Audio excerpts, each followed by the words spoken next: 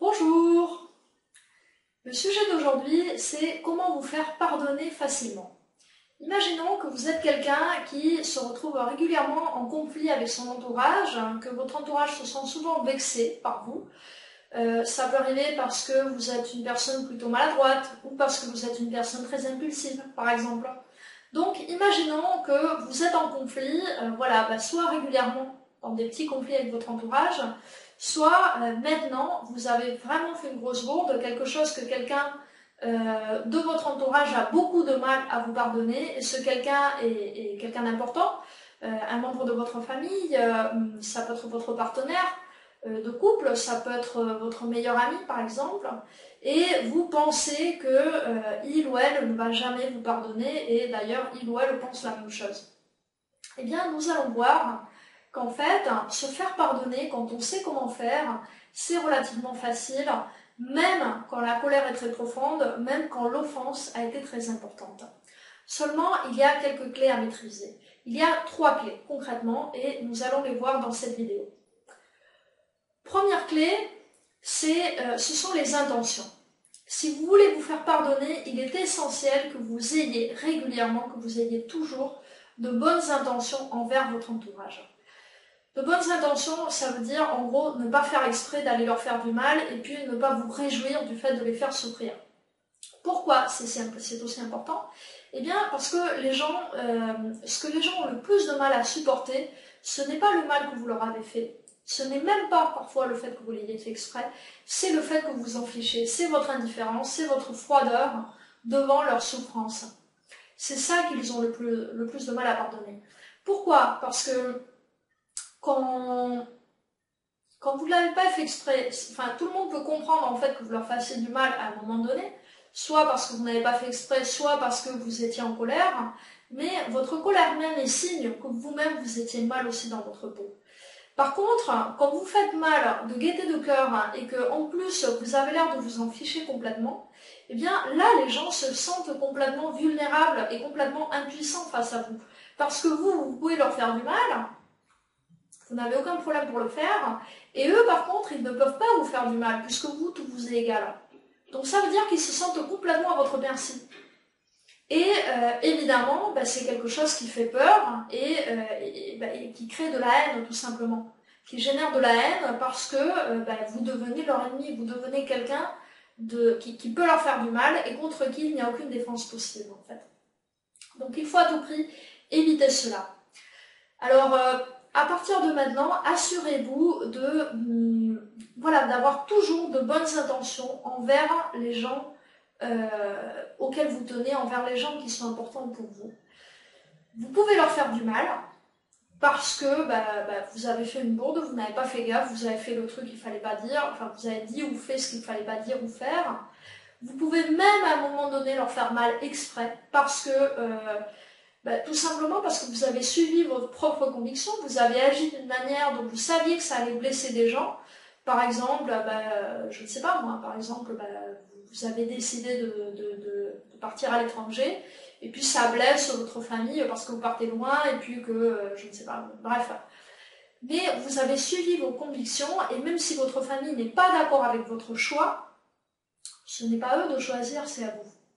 Donc, même si ça les embête, tout le monde est capable de comprendre que c'est vos propres choix que vous allez faire. Personne ne va sérieusement attendre de vous que vous suiviez leur bon plaisir en allant à l'encontre de vos propres convictions. Ça serait complètement déraisonnable.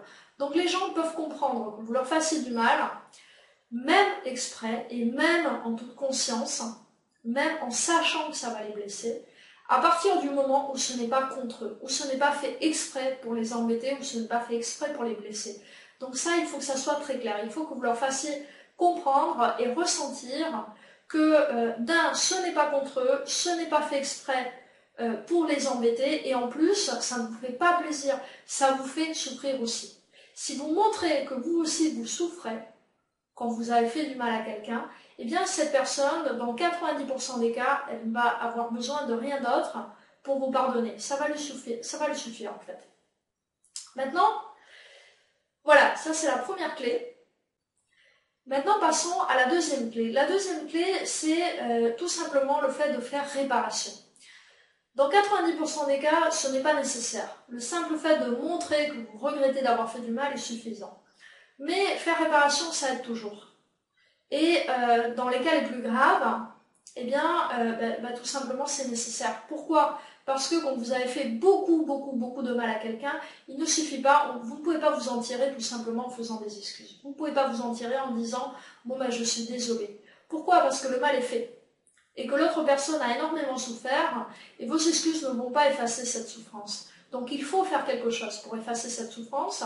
Il faut, pour que l'autre personne puisse vous pardonner, que vous lui montriez que vous assumez la responsabilité de vos actes, des dommages que vous avez causés, des dégâts, et que vous allez faire tout ce qui est en votre pouvoir pour arranger les choses, pour les réparer, pour compenser cette personne pour tout ce que vous lui avez fait, pour toute la souffrance que vous lui avez causée. Donc il y a beaucoup de manières de faire réparation, ça dépend évidemment de la blessure, hein, mais l'essentiel c'est de faire comprendre à cette personne, quitte à lui dire clairement, écoute, dis-moi comment je peux faire en sorte que tu te sentes mieux, dis-moi ce qu'il faut que je fasse, je veux que tu te sentes bien, et je ne vais pas arrêter jusqu'à ce que j'ai réussi à te compenser, à te faire oublier la douleur que tu as vécue en ce moment. C'est exactement la même chose que quand vous cassez un objet. Parfois, ce n'est pas réparable. Quand vous cassez un verre, il n'y a pas moyen de recoller les morceaux. Mais par contre, vous pouvez acheter un nouveau verre. Alors, ça ne sera pas forcément le même, parce que des fois, ce que vous avez cassé, c'est irremplaçable.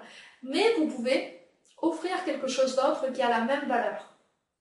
Et là, l'autre personne d'un côté, va se sentir aimée, elle va sentir qu'elle compte pour vous. Et de l'autre, elle va vraiment sentir que vous assumez aussi le mal que vous avez fait, vous ne partez pas tout simplement comme si ce n'était pas votre problème. Donc, elle va vraiment se sentir épaulée par vous, elle va vraiment sentir que vous aussi, d'une certaine manière, vous subissez les conséquences de ce que vous avez fait, elle n'est pas seule à les subir, puisque vous aussi, vous vous sentez obligé à faire des efforts pour réparer les dégâts. Donc, tout simplement, il faut faire en sorte que l'autre personne se sente bien, il faut faire en sorte de lui faire du bien, suffisamment de bien pour compenser tout le mal que vous lui avez fait, pour équilibrer à nouveau la balance. Et vous verrez que très souvent, bien avant d'avoir atteint ce point, bien avant que l'autre personne se sente vraiment en paix avec elle-même, elle vous pardonnera. Parce que le fait de voir les efforts que vous faites, ça sera suffisant. Voilà pour la deuxième clé. La troisième clé, c'est de respecter les limites de la personne. Il y a un type particulier d'offense, c'est quand vous transgressez une des limites de quelqu'un. Toutes les personnes ont des limites, c'est-à-dire des comportements qu'elles ne peuvent accepter en aucune circonstance. Donc si vous avez un de ces comportements, eh bien vous arriverez peut-être à vous faire pardonner. Mais la condition évidente, c'est que vous ne recommencez pas. Tant que vous recommencez à faire la même chose, tous vos efforts pour vous faire pardonner ne serviront à rien, parce que ce que la personne veut, c'est que vous ne fassiez pas ça. Donc tant qu'il existe le risque dans sa tête que vous recontinuiez à le faire, eh bien la personne va se sentir, va vous en vouloir, elle va avoir peur, elle ne va pas se sentir en confiance, elle va vous en vouloir de lui causer tout ce souci mental, d'être une source d'inquiétude pour elle en fait. Donc, ces comportements varient selon les personnes, enfin, chaque personne a ses propres limites. Ça peut être par exemple l'infidélité pour certains ou pour certaines, ça peut être le mensonge, le fait que vous lui mentiez, ça peut être le fait que vous l'insultiez. Chaque personne a des limites. Mais si vous avez eu ce comportement une fois, la condition pour que la personne vous pardonne, c'est de ne plus jamais recommencer. Et ça, il faut que vous le fassiez comprendre. Il faut que vous fassiez comprendre que vous n'allez plus le refaire. Ça ne sert à rien si vous dites je ne vais plus le refaire et puis que vous recommencez le lendemain. Donc il faut absolument que vous donniez une explication. Par exemple, écoute, je l'ai fait la première fois parce que je n'avais pas vraiment compris à quel point c'était important pour toi, mais là j'ai compris, je ne vais plus le refaire, et puis évidemment il faut que ça soit vrai. Donc voilà, je récapitule, quand vous voulez vous faire pardonner, quelle que soit l'importance de l'offense que vous avez causée, c'est toujours possible en fait de se faire pardonner. C'est parfois plus difficile de regagner la confiance de la personne, ça c'est une autre question. La personne peut tout à fait vous pardonner, c'est-à-dire ne plus vous en vouloir et pour autant ne pas vous faire confiance. Mais vous faire pardonner, c'est facile.